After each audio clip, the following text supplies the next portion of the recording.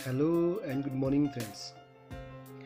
आपका एक बार फिर से मेरे यूट्यूब चैनल विज्ञान हर घर बने पाठशाला में हार्दिक स्वागत है।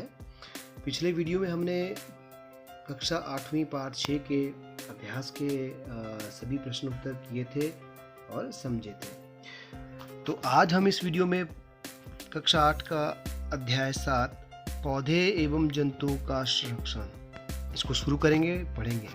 चलिए बिना विलंब से शुरू करते हैं। तो आज का हमारा अध्याय है पौधों एवं जंतुओं का संरक्षण। अब संरक्षण क्या होता है? रक्षा करना। ठीक है, पौधे एवं जंतुओं की रक्षा करना। अब आपको पता है हमारे देश में बहुत सारे ऐसे राष्ट्रीय उद्यान हैं जहाँ पे जीव जंतु को रखा जाता है, यानी सेंचुरीज है, रिजर्व्स है जहाँ पे जीव जंतु की रक्षा जाता है, उनको रखा जाता है। जैसे हमारे काजीरंगा राष्ट्रीय उद्यान है, लोकचाऊ वन जंतु अभ्यारण्य है, ग्रेट निकोबार बायोस्फीयर है। ठीक है, इस प्रकार जो है निकोबार जैवमंडल संरक्षित क्षेत्र है। बहुत सारे ऐसी जगह हैं जहाँ पे हमारे जीव जंतु को सुरक्षित रखा जाता है। अब ये जीव जंतु सुरक्षित रहते हैं, कैसे रहते हैं? ये जीव जंतु रहते हैं हम जहाँ ये इनका आवास स्थान है, जहाँ पे ये रहते हैं, यानी वनों में। तो वनों को अगर हम सुरक्षित रखते हैं तभी ये जीव जंतु जीवित रह सकते हैं और फल फूल सकते हैं। ठीक है बच्चों, अब अगर वन नहीं होंगे और वनों को हम नष्ट कर देंगे तो क्या ये जीव जंतु वहाँ पे रह पाएंगे? क्या ये अपने आवास स्थान पर अच्छे से रह सकते हैं? नहीं। तो अब वन नष्ट हो रहे हैं आज के दिन में। आपको पता है लोग जो है औद्योगिकरण कर रहे हैं, इंडस्ट्रीज लगा रहे हैं और अपने अपने घरों का निर्माण कर रहे हैं। खेती बाड़ी के लिए वनों को काट कर खेतों का निर्माण कर रहे हैं। तो इस प्रकार क्या हो रहा है, वनों को हम काट रहे हैं और वनों का नुकसान हो रहा है। तो वनों उन्मूलन एवं इसके कारण, वनों का उन्मूलन मतलब वनों को नुकसान करना। तो इसके कारण क्या क्या हैं? वन को हम खत्म कर रहे हैं, वो क्या है और उसके कारण क्या है? अब आपको मैंने बता दिया, वनोन्मूलन का मतलब अपने फायदे के लिए, अपने किसी भी प्रकार के लाभ के लिए हम वनों को नष्ट करके पेड़ पौधे काटते हैं। तो इस प्रक्रिया को बोला जाता है वनोन्मूलन। अब वनोन्मूलन जो है जीवों के अस्तित्व पे बहुत बड़ा खतरा बन गया है। ठीक है, तो वनोन्मूलन का अर्थ वनों को समाप्त करना है, चाहे वो भूमि के लिए चाहे अन्य कार्यों के लिए। अब ये वनोन्मूलन जो होता है या वनोन्मूलन क्यों किया जाता है? नंबर 1, कृषि के लिए, भूमि प्राप्त करने के लिए किया जाता है। नंबर 2, घरों एवं कारखानों बनाने के लिए किया जाता है। नंबर 3, फर्नीचर बनाने अथवा लकड़ी को ईंधन के रूप में इस्तेमाल करने के लिए वनों उन्मूलन किया जाता है। ठीक है, इसके अलावा दावानल और भीषण सूखा भी जो है वनोन्मूलन के कारण प्राकृतिक कारण है। अब प्राकृतिक कारण क्या है? जब आग लग जाती है, भीषण सूखा पड़ जाता है, तो उससे भी क्या होता है, वन जो है नष्ट हो जाते हैं। तो ये थे वन उन्मूलन और उसके कारण। चलिए इसको भी आप अच्छी तरह समझ गए होंगे। आगे है वनोन्मूलन के परिणाम। अगर हम इसी प्रकार वनों को नष्ट करते रहे अपने लाभ के लिए या प्राकृतिक रूप से वन नष्ट होते रहे तो इससे क्या गंभीर परिणाम हो सकते हैं? ठीक है, अब आपको पता है हम सभी सांस लेते हैं, कौन सी गैस लेते हैं? ऑक्सीजन। ऑक्सीजन का निर्माण कैसे होता है? पेड़ पौधों के द्वारा। ठीक है ना, आपको पता है प्रकाश संश्लेषण की प्रक्रिया द्वारा पेड़ पौधे ऑक्सीजन का निर्माण करते हैं। तो अगर वनों को हम काटते गए तो वातावरण में क्या होगा? CO2 की मात्रा बढ़ जाएगी। क्या होगा? इंक्रीज हो जाएगी।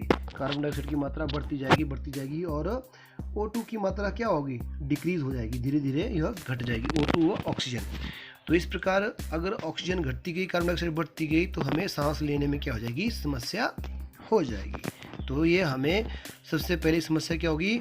वायुमंडल में कार्बन डाइऑक्साइड की मात्रा बढ़ जाएगी। और जब कार्बन डाइऑक्साइड की मात्रा वायुमंडल में बढ़ जाती है तो आपने पिछले अध्याय में पढ़ा था क्या होता है? विश्व उष्णन की समस्या पैदा हो सकती है। मतलब जो हमारे ग्लेशियर्स हैं, बड़े बड़े जो बर्फ पहाड़ हैं, वो पिघलना शुरू हो रहे हैं, समुद्रों का पानी जो है बढ़ रहा है। तो एक समय आएगा जब पृथ्वी पूरी पानी से ढक जाएगी। तो ये होता है विश्व उष्णन। तो ये तो एक कारण, एक परिणाम है वनोन्मूलन का। इसके अलावा और भी बहुत सारे परिणाम है। देखिए, वर्षा होती है तो वर्षा भी कैसे होती है? वनों के माध्यम से। वन है तो वन क्या करते हैं? वनों से ही आपका जल चक्र पूरा होता है। वनों से, पेड़ पत्तियों से जल जब वाष्पोत्सर्जन होकर भाप बनकर ऊपर उठता है तो बादल बनते हैं और वर्षा होती है। अगर हम पेड़ ही काट देंगे तो फिर वर्षा भी कम होगी, वर्षा कम होगी तो फिर ना हम खेती बाड़ी कर सकते हैं अच्छी तरह से और ना ही हमें पीने के लिए पानी मिल पाएगा। तो एक सूखे की स्थिति पैदा हो सकती है या दूसरी आपदाओं में बढ़ सकती है। ठीक है, तो ये भी एक वन उन्मूलन का प्रभाव पड़ेगा। ठीक है, और जैसे मैंने बताया वायुमंडल में कार्बन डाइऑक्साइड की मात्रा बढ़ जाएगी तो इसके परिणामस्वरूप विश्व उष्णन होगा, ये मैंने आपको बता दिया।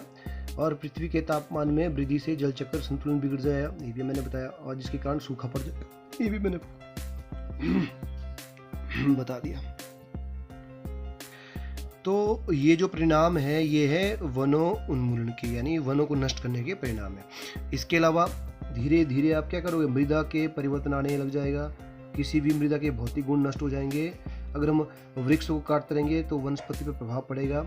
और वृक्ष किस प्रकार मृदा को रोकते हैं आपको पता है, जब अत्यधिक पेड़ होते हैं और बाढ़ आती है तो मृदा अपरदन नहीं होता। मृदा अपरदन क्या होता है, जो मृदा की ऊपरी उपजाऊ परत होती है वह बाढ़ में पानी के द्वारा बह जाती है, तो वह प्रक्रिया होती है मृदा अपरदन।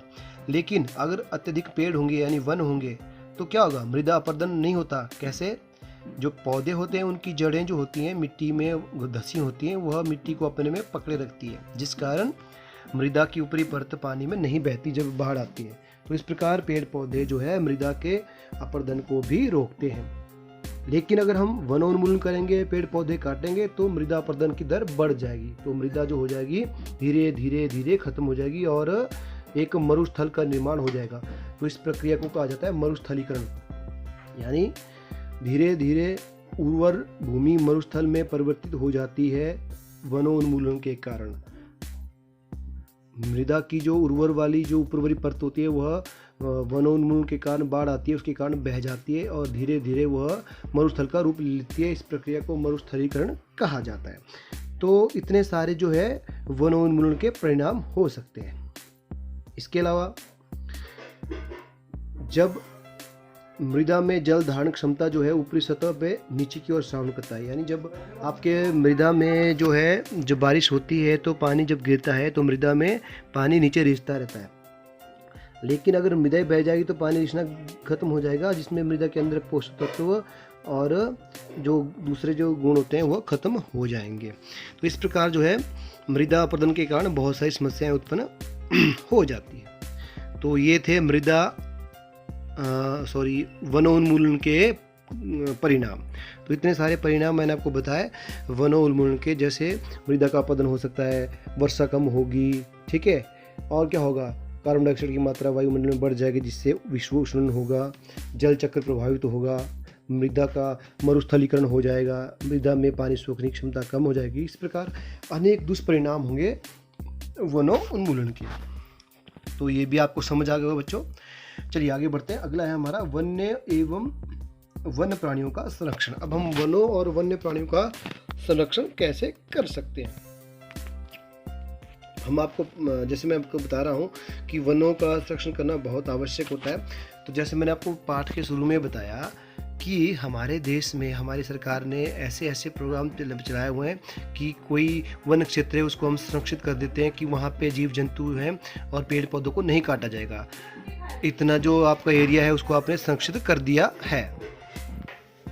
तो इस प्रकार जो है हम अपने आसपास के जो हमारे वन हैं वहाँ पे सरकार ने बोला है कि अगर मान लीजिए किसी एरिया को संरक्षित करना है तो वहाँ के जीव जंतु और पौधों को हम नहीं मार सकते। तो इस प्रकार हम वनों के संरक्षण कर सकते हैं, ठीक है, यानी वन्य अभयारण्य बनाकर, चिड़ियाघर बनाकर, सेंचुरीज बनाकर हम वनों का संरक्षण कर सकते हैं। तो चलो आइए देखते हैं किस प्रकार। वन्य जंतु अभयारण्य, राष्ट्रीय उद्यान, जैवमंडलीय संरक्षित क्षेत्र आदि लगाकर हम जंतुओं के संरक्षित एवं सुरक्षित बना सकते हैं। तो इसके लिए सरकार ने क्या किया है, सरकार ने अपने लेवल पे बहुत सारी ऐसी एजेंसियां नियुक्त कर रखी हैं जो कि वनों एवं वन्य जंतुओं की सुरक्षा हेतु कार्यरत है। तो सरकार ने उनकी सुरक्षा एवं संरक्षण हेतु विभिन्न प्रकार के नियम, विधियां और नीतियां बनाई हुई हैं, ठीक है। अब अभ्यारण्य क्या होते हैं, राष्ट्रीय उद्यान क्या होते हैं, जैव मंडल क्षेत्र, ये प्रश्न भी आता है, तो इसको आप ध्यान से समझिए। अभ्यारण्य क्या होते हैं? अभ्यारण्य वह क्षेत्र जहाँ जंतु एवं उसके आवास किसी भी प्रकार के विक्षोभ के सुरक्षित रहते हैं। अभ्यारण्य क्या होते हैं? ऐसे क्षेत्र जहाँ जंतु एवं उनके आवास, जंतु एवं उनके आवास मतलब जंगल और जीव जंतु वहाँ के, तो ऐसे क्षेत्र जहाँ पे जंतु और उनके आवास किसी भी प्रकार के विक्षोभ यानी किसी प्रकार के नुकसान से सुरक्षित रहते हैं, उनको क्या कहता है? अभ्यारण्य। ठीक हो गया। उसके बाद है आपका राष्ट्रीय उद्यान, वन्य जंतुओं के लिए आरक्षित क्षेत्र जहाँ वह स्वतंत्र रूप से आवास एवं प्राकृतिक संसाधनों का उपयोग कर सकते हैं। अब राष्ट्रीय उद्यान क्या होते हैं? वन्य जंतु के लिए सुरक्षित ऐसे क्षेत्र जहाँ पे वन्य जंतु आसानी से अपने आवास एवं प्राकृतिक संसाधनों का उपयोग कर सकते हैं जो उस स्थान पे उपलब्ध हैं, तो ऐसे क्षेत्रों का कहता है राष्ट्रीय उद्यान। उसके बाद है आपका जैव मंडल आरक्षित क्षेत्र। ये क्या होते हैं? वन्य जीवन, पौधों एवं जंतु संसाधनों और उस क्षेत्र के आदिवासियों के पारंपरिक ढंग से जीवन यापन हेतु विशाल संरक्षित क्षेत्रों को जैव मंडल आरक्षित क्षेत्र कहा जाता है। अब जैव मंडल आरक्षित क्षेत्र क्या हुआ? इन शॉर्ट में ऐसे क्षेत्र जहाँ पे वहाँ के रहने वाले जीव जंतु, पौधे और वहाँ पे रहने वाले आदिवासी, यानी कोई ऐसी प्रजाति है इंसानों की जो आदिवासी हैं और जंगलों में रहते हैं, तो वो क्षेत्र जहाँ पे वो आदिवासी, वहाँ उन जंगलों में रहने वाले जीव जंतु और उस जंगलों में होने वाले पेड़ पौधे आपस में एक दूसरे को फायदा पहुंचाते हुए, नुकसान ना पहुंचाते हुए रहते हैं, उस क्षेत्र को बोलते हैं जैव मंडल आरक्षित क्षेत्र। तो ये भी आपको समझ आया होगा। ठीक है बच्चों, तो जैव मंडल आरक्षित क्षेत्र ये हो गया। तो आज के इस वीडियो में इतना ही काफ़ी है, आपको ये समझ आ गया होगा। तो मिलते हैं अगले वीडियो में, इसके आगे हम अगले वीडियो में पढ़ते हैं। तो आप इस वीडियो को ध्यान से देखें, सुने और समझें। Till then bye.